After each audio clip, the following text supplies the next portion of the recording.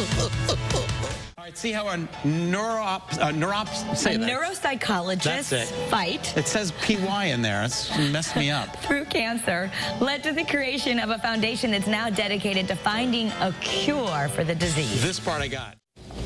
Well, it was about this time last year that Dr. Rebecca Tinlin-Scalera's life changed dramatically. The Norwalk-based neuropsychologist was actually diagnosed with breast cancer and told she had 2 to 3 years to live.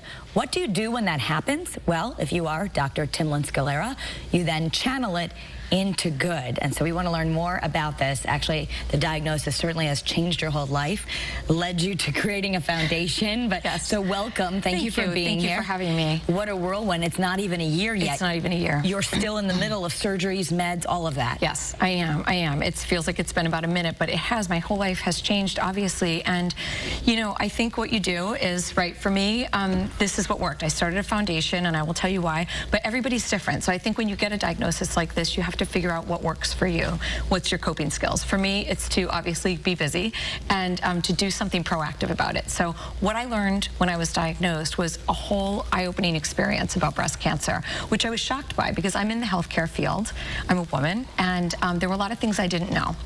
1 in 8 women will be diagnosed with invasive breast cancer in their lifetime. I actually didn't realize that because... You were diagnosed with stage 4 basically at first, told yes. there's no cure, yes. and you're saying almost no research goes to that, right. to metastatic breast cancer. Absolutely, and that's where I got the eye-opener, because I was diagnosed at stage 4. They thought it was in my bones based on some scans and everything, and, you know, blessed, you know, luckily enough, I was restaged to stage 3C, which is about as far as you can get without being stage 4. And the doctor put his hand across the table and shook my hand, and he said, now we go for a cure. And that's when I thought, what is... Like a minute ago, I would get, you weren't going to help me, and now right. you will. I didn't realize that there was such a clear distinction between early stage breast cancer, which is 1 through 3, and late stage metastatic breast cancer, which is synonymous with stage 4. That means when it's left the breast and gone to other parts of the body.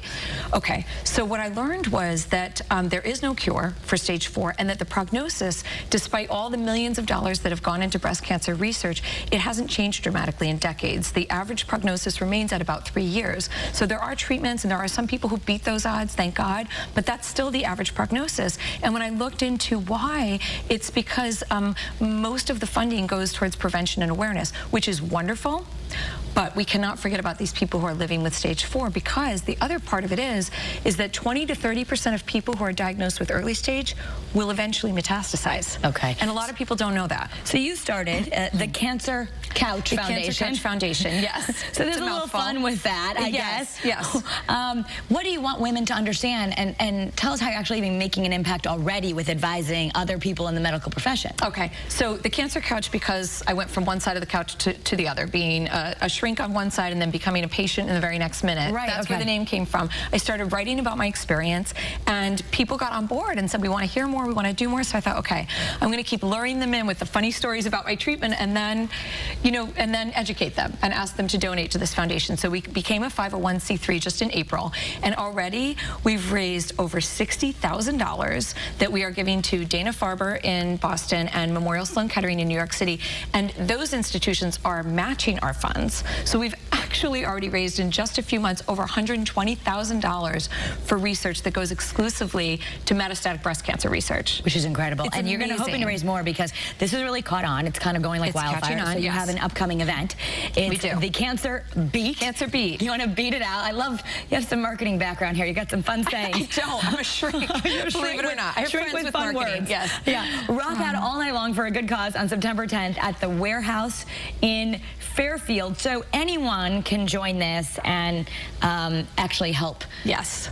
Yes, the donations. The warehouse is at the train station in Fairfield, so there's no excuse. Get on the train line, Metro North, come to this event. It's September 10th, Saturday night, 6:30. Watch the English Beat, super fun.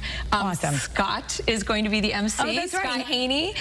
And so we're so excited to have him. It's going to be amazing. Thank you so much for being here and sharing a little bit about your story. So if you want more, it's on the cancercouch.com website, thecancercouch.com. Scott? All right, looking forward to that night, September 10th. Get your tickets.